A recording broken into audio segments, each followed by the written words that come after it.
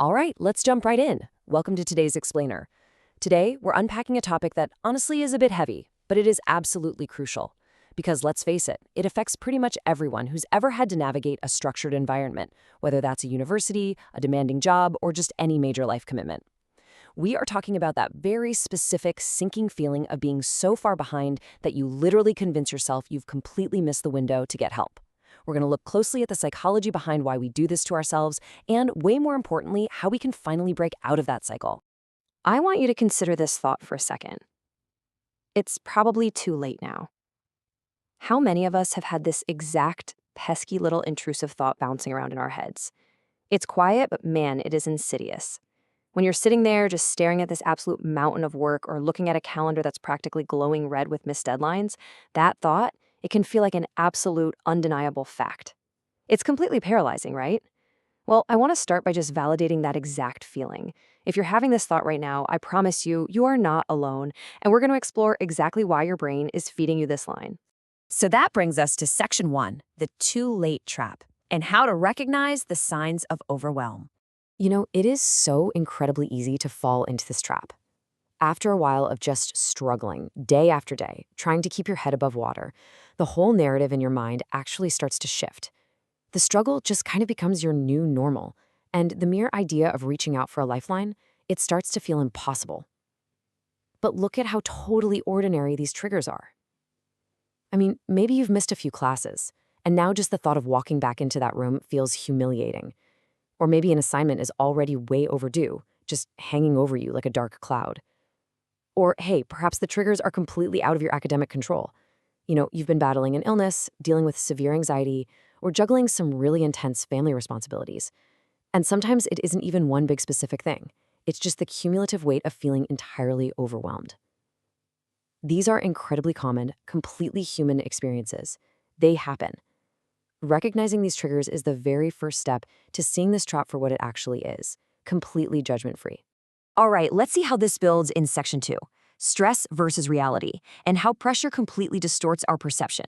When we really dig into the source material here, there's a central thesis we absolutely have to understand. Feeling that it's too late is very often just a biological trick being played by a stressed-out brain. It's a psychological response to pressure, not some objective assessment of your actual reality. See, under intense pressure, our thinking radically changes. We immediately jump to the conclusion that people are going to judge us.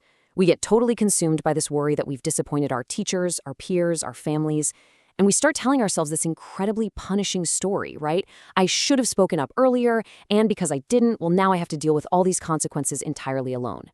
And yeah, the longer we wait, the heavier the problem feels. But here's the reality check. Options are almost always still available.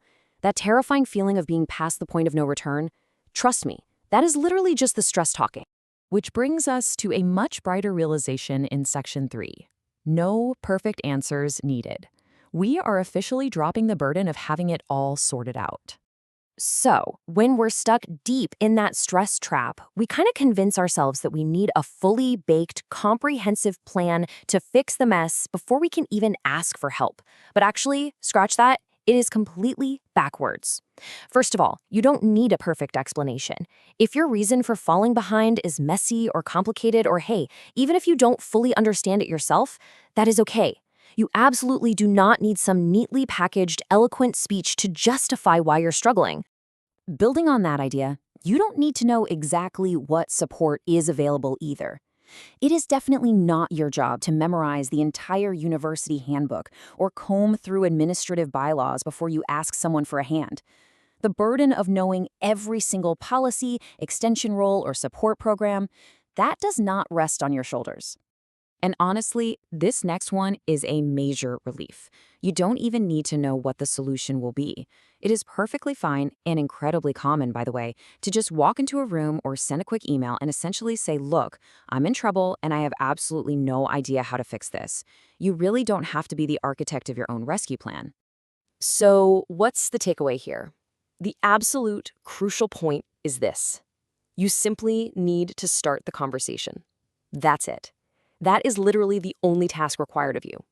By stripping away the need for perfect explanations and these elaborate, pre-planned solutions, we remove all the friction from the act of reaching out. You just have to open the door.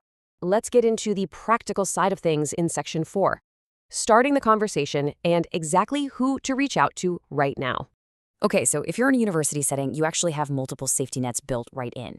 You might reach out to your course convener, a program coordinator, maybe a dedicated student support advisor, or a campus counselor.